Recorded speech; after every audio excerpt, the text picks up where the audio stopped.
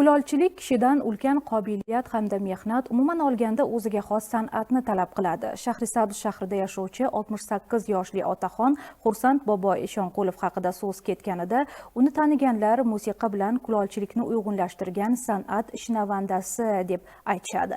Chunki u o'zining loy yordamida yasagan musiqa asboblarini maromiga yetkazib chaladi. Muxbirimiz ijodkorning faoliyati haqida batafsil so'z yuritadi.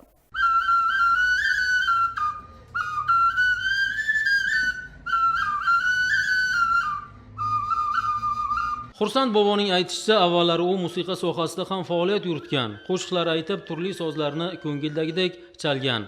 Biroq kulolchilikka bo'lgan qiziqish hamda bu kasbdagi noyob qobiliyat uni ota-bobolari izidan borishiga sabab bo'lgan. Eng e'tiborlisi, mohir kulol loydan turli musiqa asboblarini yasay oladi va bu musiqa asboblarini qanday chalganiga o'zingiz ham baho bergan bo'lsangiz kerak. Kulollarni sulolasidan mana 7-avlod bo'laman. Bobomdan, bobosidan, otamdan qolgan mana men, bulardan keyin mana shogirdlarim, o'g'illarim, bularda hammasi mana xotinim ham, oilam ham yasashni o'rgatdim. Qushlarni yasashlarini, o'g'ilchaga naylarni, qo'sh naylarni yasashni, 6 talik naylarni, 7 talik naylarni, mana shu naylarni 7 taligini, 3 taliklarni hammasini yasab shu bolalarga ko'rsatib kelyapman. San'at bilan hamohang mohir kulol bizga ushbu kulolchilik buyumlari va musiqa asboblarini tayyorlash jarayoni haqida ham gapirib berdi. Mana buni bizni bobolarga qarab, qo'llariga qarab, buni qanday yasasa mehr bilan ishlaydi bu. Bu mehr bilan ishlamasa, bu loy qancha suv talab qilsa, o'zi yana boshqacha chiroyli bo'lib yo'l yuradi. Xursand Eshonqulovning qilayotgan bu harakatlari besamar ketmayapti. Chunki u o'z mehnati ortidan yaxshi daromad topayapti.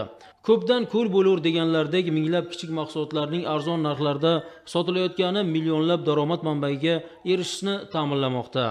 Bir oyga mana shuni yaxshi hisoblasam 30 million, 35 million bo'ladi. Endi olib qarasamda, o'zimda yeganimdan tashqari. Otam aytadi, ko'chaga xoram bo'lmaysan o'lim dedi. Birovdan pul ham so'ramaysan dedi. 100 ta chiqarsan, 50 ta chiqarsan, shu bugun noningga bo'ladi dedi. Musiqaga shinavanda kulol inson har yili o'tkazib boriladigan Boysun bahori, qovun sayli, uzum sayli, shuningdek ko'pgina festival va tanlovlarda ham qatnashib keladi.